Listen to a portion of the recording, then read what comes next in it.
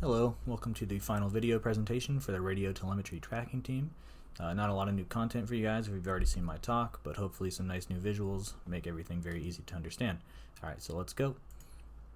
Our team was Hannah, who was with the Engineers for Exploration team, who was running this project. She was basically our team leader. It kept us in sync with what the other sub-teams were doing, and I'm Dylan Palmer, who did the programming. So what exactly are we trying to do? Well, we want to be able to track animals for conservation purposes, which we'll get a little bit more into in just a minute.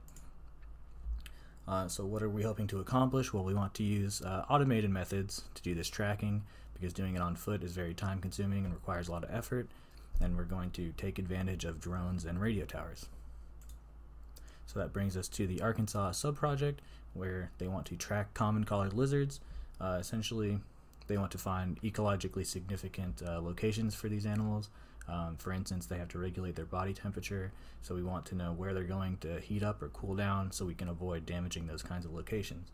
And in order to do that, we want to track them about every 10 minutes, and we want to be able to use less power and require less maintenance than previous methods. So how do we do that? Well, the lizards already have radio broadcasters on them, and the area that we want to keep track of is very well defined, so we want to use towers.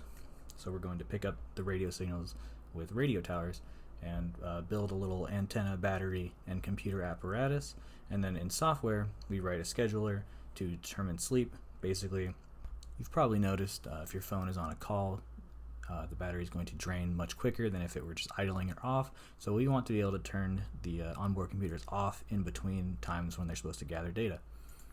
So here's a very high-level diagram of each apparatus that's going into a radio tower. All these connections in green are basically what our sleep schedule is going to be handling. So we use a state machine that looks something like this for our design. We'll go through a little example just to kind of see how it works. So every time this thing turns on, it's going to start in the wake-up state. Let's say, for instance, we turn it on about 8 o'clock in the morning. It's going to ask itself, can we run? Basically, it's going to look for a list of functions that it's supposed to perform that day, and if it can't find them, it'll throw an error and shut off. But otherwise, we are going to go to the check time state. Now here, we're going to say, are we late? So like we said, we started at 8 o'clock. Let's say the first function was supposed to be at 6 a.m. Well, we're already too late for that, so we're going to go to the iterate state. And here it's just going to increment an internal index that just tells us which number out of our functions that we're looking at, and after doing that, it always just goes right back to check time. And let's say the next function we're supposed to perform is at 7 a.m. Well, we're going to skip that too, so this will just keep going as many times as needed until it finds one where it is the correct time. So, we have to run a function at 8 o'clock. Excellent.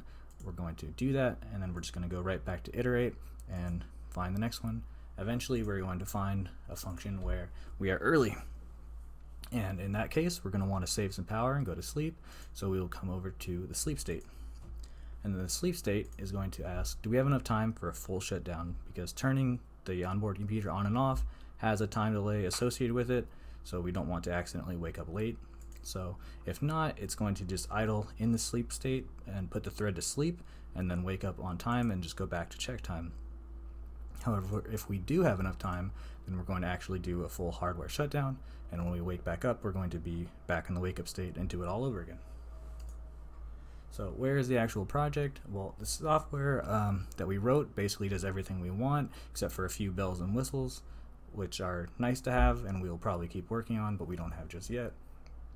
Other teams, the hardware team that is supposed to connect our onboard computer to the external sleep timer, is running into some trouble, and so we do not have the actual physical device put together yet. If you want to look at the progress for the software side on the scheduler, you can go to this GitHub link here and go to the basic scheduling branch, because that's where everything is. All we need to do is debug the cable issues and verify that everything works, and then we have to write higher level code to actually communicate with the timer, and once we have that, we can basically just drop it into the state machine where it's meant to go, and then run some tests, build a protective cover to protect the onboard computer from the elements, and we deploy it. And that is everything we have done for this quarter. Thank you very much.